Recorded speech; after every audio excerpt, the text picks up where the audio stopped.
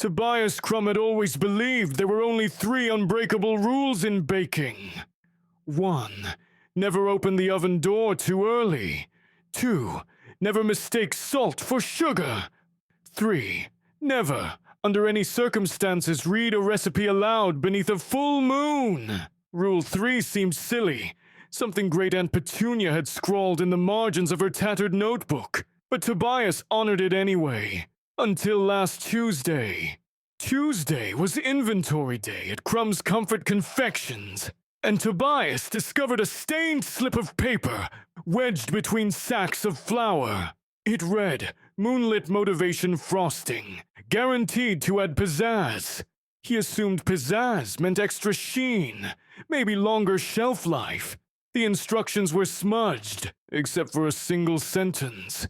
"Recite with conviction. For truly inspired results." The full moon appeared in the flour-dusted window panes like a pearly coin. Tobias, humming, read the incantation out loud. "Rise and shine, sweet dreams awake, give you zest that none can fake. Sugar spirit, butter soul, cupcake hearts, assume your role." His mixer coughed, the lights flickered, and Tobias shrugged. Probably a wiring thing. He piped the frosting on a batch of 12 assorted cupcakes. Vanilla, chocolate, red velvet, lemon, and one humble gluten-free, whose batter had separated like a toddler from its parents in a crowded mall. He locked the shop, trudged upstairs to his tiny apartment, and collapsed. At 2:07 a.m., a clatter below jolted him awake. Flour. Burglars. Flour burglars. He skittered down the steps in bunny slippers and flicked on the bakery lights. 11 cupcakes stood in a semicircle on the counter. The 12th, the gluten-free, lagged behind, panting. Tobias's first rational thought was, "I'm still asleep." His second was, "Why do some of them have eyebrows?" The lemon cupcake cleared its non-existent throat. "Good evening, Mr. Crumb. Lovely establishment you have. My name is Zest. We, your pastry progeny, require a family meeting." Tobias's mouth opened, closed, reopened, and instead of words, issued a squeak. The chocolate one, short and stout, with a swirl like a pompadour, slapped Zest's liner. Cut to the chase. The man's terrified. Terrified? Tobias found his voice. "I just baked you." "Precisely," announced a vanilla cupcake with a confident crumb. "And as freshly sentient beings, we've decided dessert is a dead-end job. We want careers." Tobias needed coffee. He also needed a therapist. "Careers," he repeated. "Yes," replied the red velvet, who shimmered like a velvet rope, blocking a VIP lounge. "Living in a to-go box, waiting for inevitable mastication. Hard pass." The cupcakes began listing professions. Vanilla, who introduced himself as Van, wanted to be a lawyer. "I've memorized the bakery's return policy. I'm basically a litigator." Chocolate, Chalk, dreamed of space exploration. "I saw a documentary on the streaming tablet you propped near the espresso machine. Space is my jam." Or ganache. Red velvet, Vel, coveted influencer fame. "Check my swirl. Lighting loves me." Lemon, Zest, desired to become a life coach. "I'm tangy. I'm peppy. I change lives." Gluten-free, freebie. "Hope to be a city planner. I've mapped the tray layout. The traffic flow is atrocious."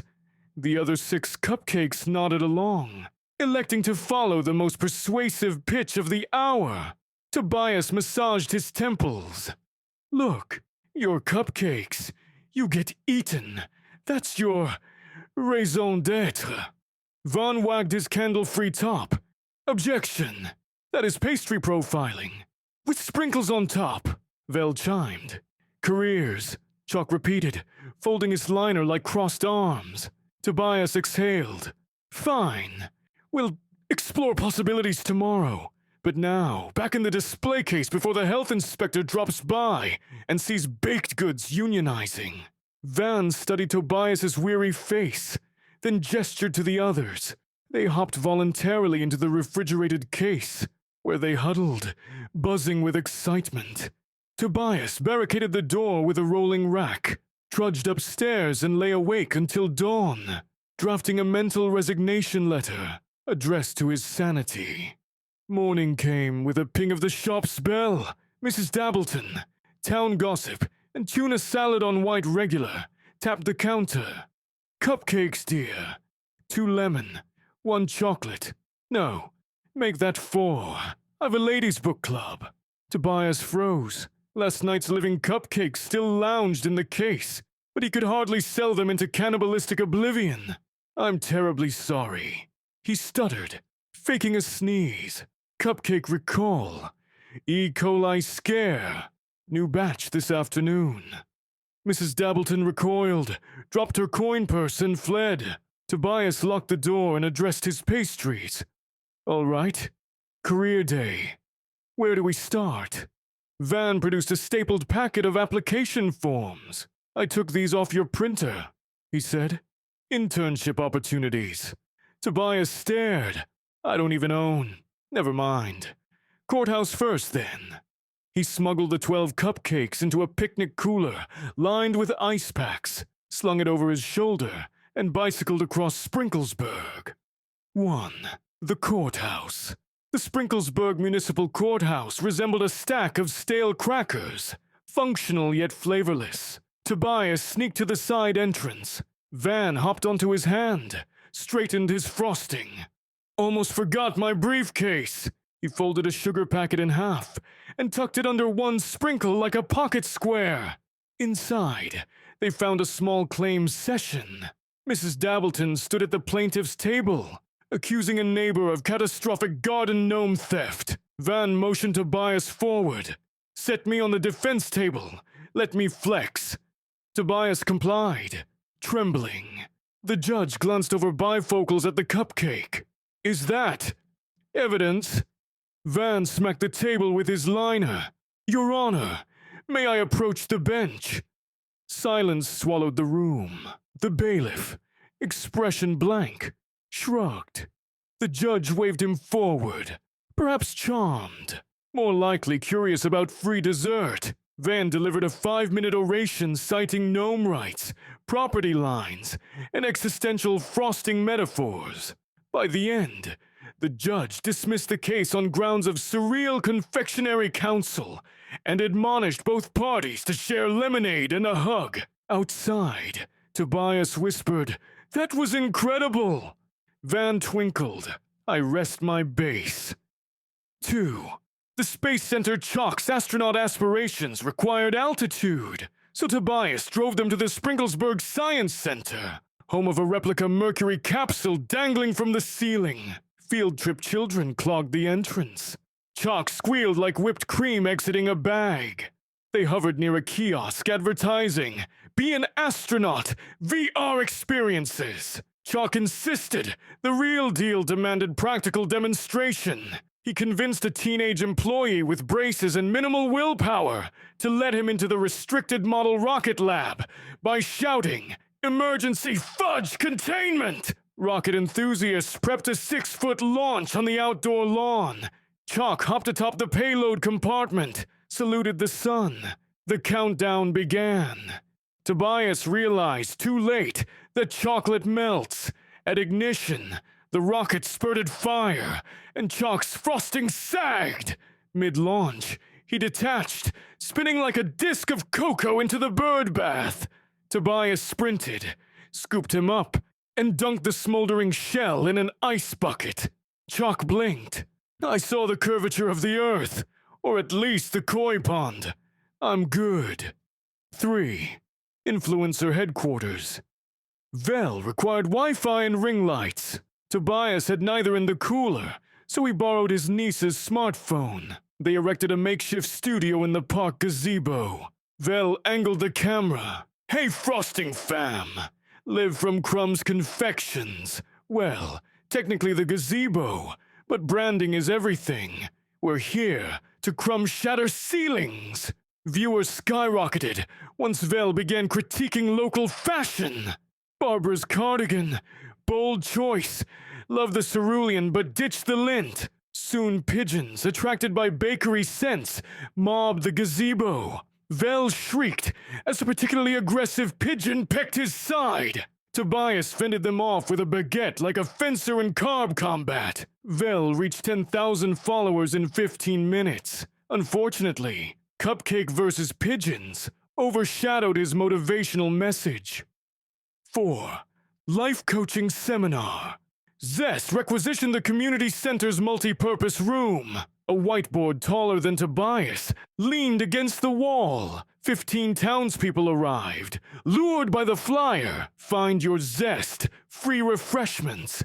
They expected lemonade, not a lemon-flavored cupcake, wearing a post-it name tag. Zest climbed a yoga block podium. Step 1 to self-actualization. Accept your tartness. He preached enthusiasm until a toddler tried to lick him. Tobias intervened, explaining boundaries in both psychological and dessert contexts. Participants departed, feeling oddly uplifted. One elderly man announced he would finally take tap lessons. Another vowed to dye his beard teal. Zest declared victory! 5. City Planning Committee freebie attended the evening town hall meeting. Weed averse. He kept his distance from Tobias's bread-scented pockets. The mayor, Mrs. Persimmon, discussed potholes when freebie rolled atop the microphone base.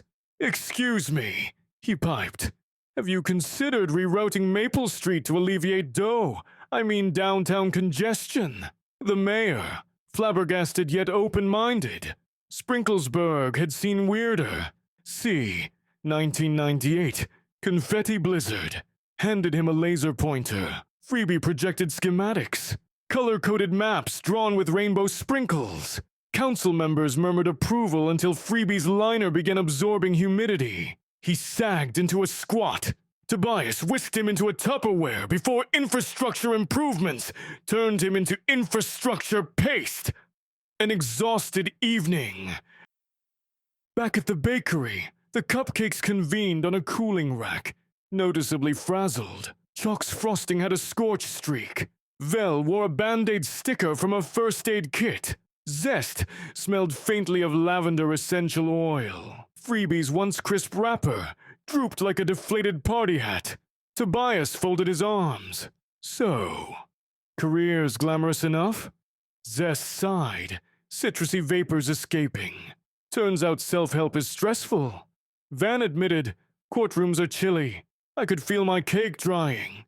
Chalk lamented, I saw the stars, but they tried to melt me. Vel checked his analytics. 17,000 followers now. Yet they only request pigeon rematches and ASMR biting sounds. I feel objectified. Freebie stared at the floor. City planning is layered bureaucracy. I'm a single layer. Tobias perched on a flour sack. Fate is complicated. People chase careers their whole lives and still feel half-baked. Maybe purpose isn't an external job title, but the joy you bring others. Vel rolled his sprinkle eyes. A pep talk? Really? Tobias smiled. You inspired a man to tap dance, a courtroom to reconcile, a council to consider traffic solutions. You did more in one day than most pastries do in a lifetime. The cupcakes shared glances, frosting to frosting, crumb to crumb. Van cleared his throat. We also nearly got smashed, melted, or pecked. Perhaps we need a workplace that appreciates our talents without existential risk. Tobias stood. Flour puffed into the air like applause. I have an idea. A grand reopening. 3 days later, a new sign hung in the bakery window. Crumb's career cakes, consultations, conflict resolution, life coaching, social media management, urban planning advice, and dessert. Curiosity drove customers inside, where Tobias had converted the display case into a miniature office complex. Each cupcake occupied a workspace constructed of fondant cubicles. Van sat behind a graham cracker desk adorned with tiny licorice gavels, offering complimentary legal glossary definitions. 5C. He mediated cookie crumb custody disputes between siblings. Chalk, sporting a silver dust space helmet, ran interstellar imagination tours beneath a black velvet canopy peppered with sugar star constellations. Children paid a sticker to listen to him describe cosmic wonders. Imagine a galaxy swirling like caramel. Vel broadcast daily live streams from a platform decorated with edible glitter. She featured local artists, small businesses, and the occasional pigeon cameo behind safety glass. Zest hosted minute motivation sessions at a lemonade stand podium, giving bite-sized advice both figuratively and literally. Patrons who finished a session received a lemon zest high five, spoonful of zest tossed like confetti. Freebie oversaw a sprawling cookie crumb city model on a rotating platter. Visitors rearranged gingerbread houses under his guidance to learn about urban design. The other 6 cupcakes served as administrative support, plus one janitor who wielded a Q-tip mop. Payment model. Customers purchased a consultation cupcake, technically a fresh, non-sentient twin of the alive cupcake they interacted with. Food safety laws remained intact, stomachs satisfied, and none of the sentient originals faced consumption. The town adored it.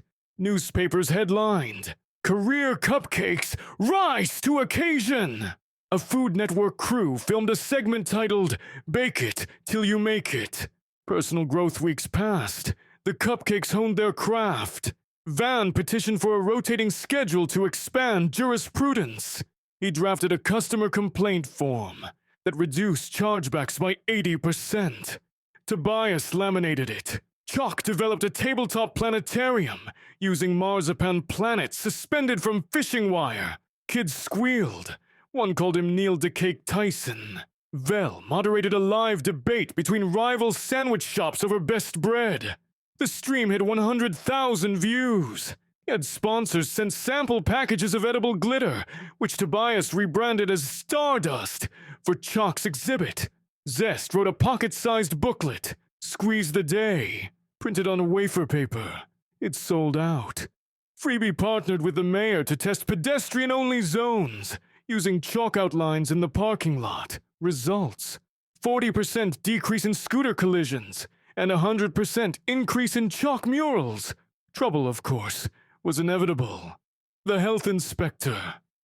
On a windy Thursday, Inspector Dolores Wainwright marched in, clipboard raised like a sword. Rumors of talking foodstuffs had reached her desk. The cupcakes froze. Dolores scanned the cubicles. "Novel concept, Mr. Crumb. But animated consumables pose contamination risks. We have rules." Tobias offered her a sample, non-sentient cupcake. She declined. Van hopped forward. "Ma'am, we operate under the Confectionery Consultation Clause. Subparagraph sprinkle. Our client interactions are strictly advisory. Edible counterparts are produced separately in a licensed kitchen, per code 14B. Dolores narrowed her eyes. "A pastry quoting regulations. Unconventional, but accuracy counts." She referenced her manual. Van was correct. Zest added, "We sanitize between sessions. Lemon is a natural disinfectant." Chalk pointed at a hygiene chart, illustrated with sugar cookie emojis. "Observe rigorous protocols, ma'am." Dolores's stern mouth twitched. Was that a grin?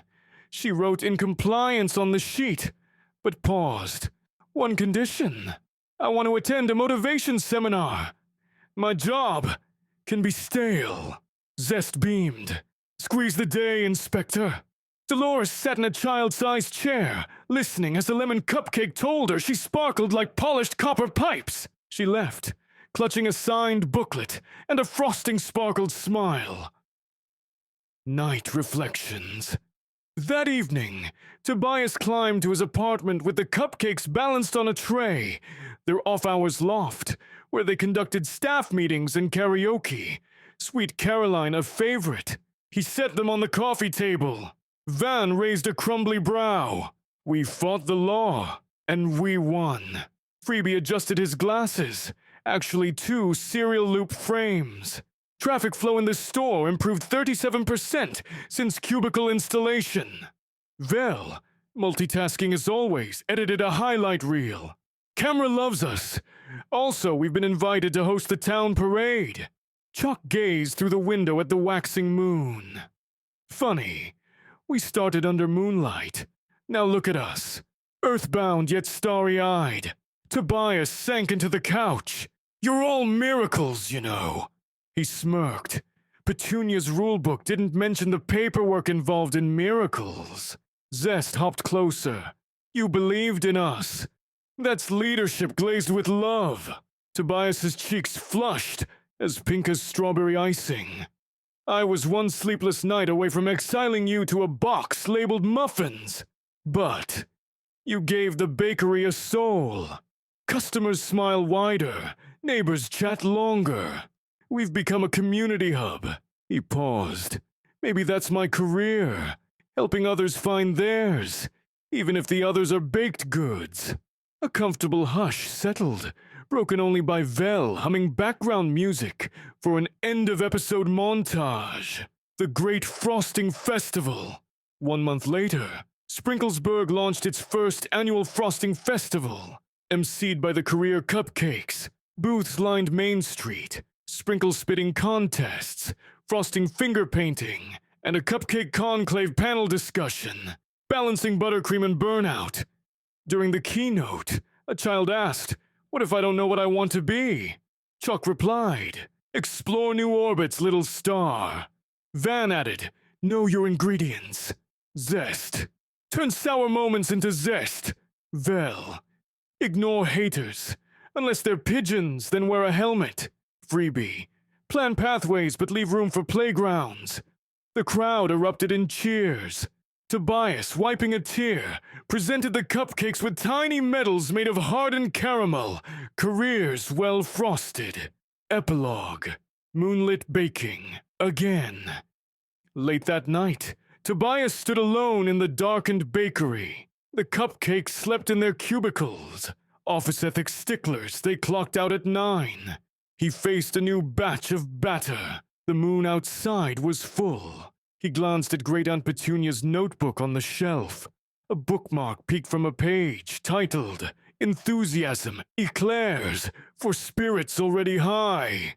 Tobias chuckled and shut the book. Some recipes were better kept metaphorical. He mixed, folded, and baked classic cupcakes. No incantations, no ambition frosting. Yet, as he piped regular buttercream, he swore the swirls looked happier, more hopeful, like they sensed a world of opportunities beyond disposable trays. He arranged them beside a placard, plain cupcakes, for when you need simplicity. Because Tobias had learned that while not every pastry craved a career, every pastry deserved respect. Upstairs, the Career Cupcakes dreamed. Van rehearsed closing arguments before the supreme torte. Chalk floated among chocolate meteors. Vel graced magazine covers. Zest conducted an orchestra of tea kettles. Freebie unveiled a metropolis where gingerbread houses coexisted with macaron monuments. Tobias turned off the lights. The moon bathed the bakery in silver.